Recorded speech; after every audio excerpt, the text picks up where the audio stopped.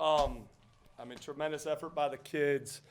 What a great game. I mean, tip of the cap to Coach Leipold and his staff. They're a tremendous group of coaches. They have their kids well prepared. Our staff and our kids did a great job, fighting and working all 4 quarters. We've talked about and we've learned the past 3 weeks that winning in this league is not easy. And these Mexican games are a heck of a lot of fun. Guys competed like crazy, made the plays when they were called upon, really clutch in critical situations. And the lessons that we've learned from the past 3 weeks, we finally found a way to push through, break through, and just told the guys in the locker room, I think this is one of those moments that we're going to point to where we finally broke through, where it is a program-changing win that we needed, and that where the hard work, their dedication really paid off, and when we do things the right way, great evenings like this can occur. Kind of feel like Russell Crowe in Gladiator, where it's like, are you not entertained type deal right now, right? Like, I mean, like that's a great college football game, and it's a special evening at Dick Stadium, and we got to pack this place next week for a great group of seniors. So all of Northeast Ohio, we got a Saturday game in November. Y'all need to come out. These guys have done a tremendous job. KP and the whole group of seniors have done a tremendous job to flip this thing and to take it to tremendous strides with a big win tonight. And we need to pack this place for a great group of seniors here next Saturday against Ball State. But we're going to enjoy this win tonight, and we'll get back to work tomorrow.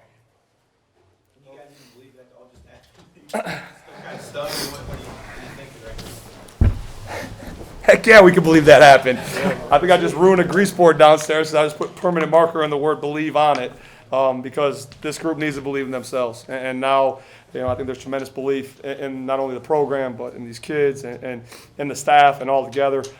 So we believe this ain't the old Kent State, So if there's time on the clock and there's air in our lungs, we're going to continue to fight, and we're going to find a way to win.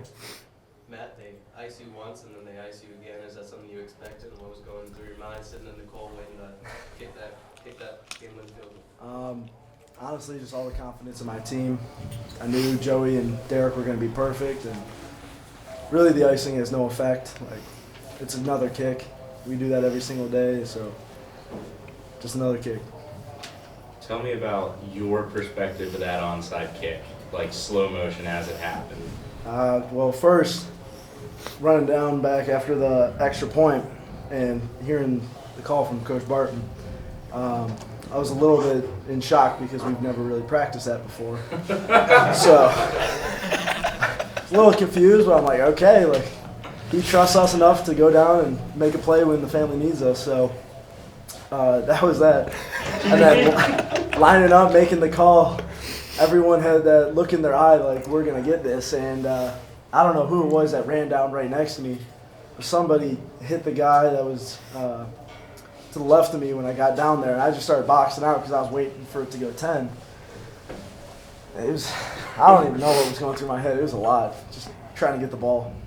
You ever been at the bottom of the scrum like that? Never. A lot of fun. That was fun. Like, I mean, I'm sure they weren't just going to say, okay, you got the ball. No. I had people pulling at my fingers and trying to pull my arms back and everything. I was just holding on as tight as I could. What's it like for your the game-winning kick to be also a new school record for most field goals made in a season?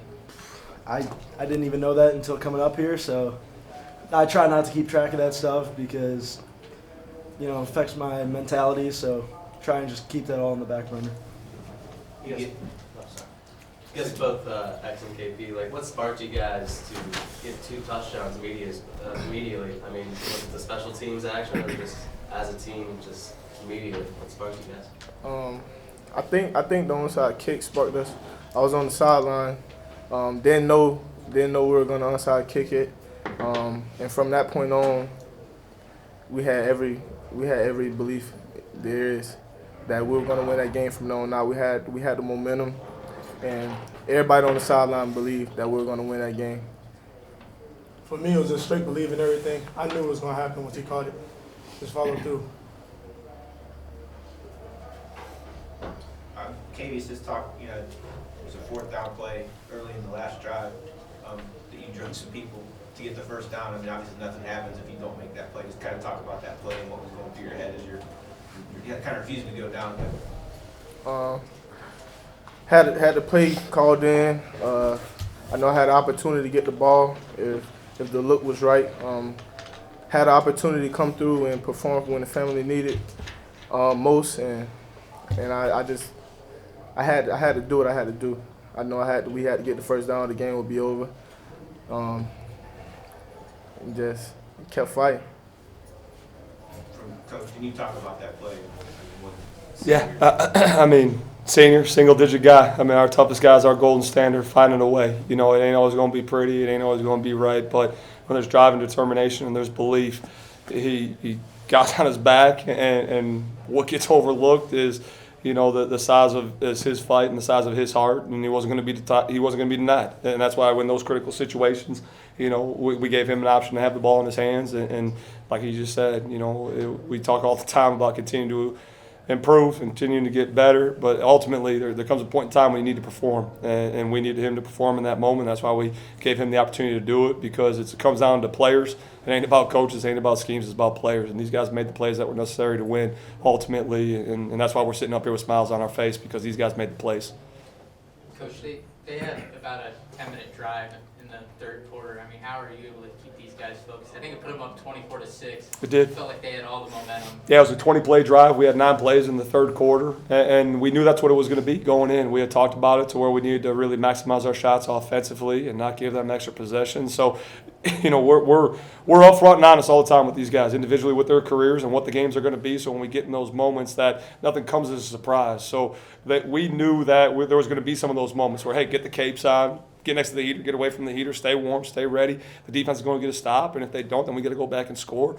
And the guys did a great job with it. And again, as long as there's time on the clock, and as long as we got shots and we got plays, we're going to be fine. We have a relentless desire to get better. And again, from outside looking in, you know, hey, we got to get the guys up. We got to get them ready to go. People need to pat us on our back around campus, and we appreciate that. Appreciate the support. But these guys got tremendous resolve in their heart, and that's what we've learned. And we've gotten hardened because of that through the past 3 weeks. And just continue to stress to them to believe, to trust, and to have faith in what we're asking them to do. And it's going to work out. And at the end of the day, it did. And, you know, now we can build off this going forward. But the kids did a great job having belief, having faith, and here we are. What's this win mean to you as a senior? It's been tough, obviously. And one of the main reasons I come to Kent State is to change this thing around. And I believe, like Coach said, this is a win that changes this thing around for us. From here on forward, it was a huge win tonight.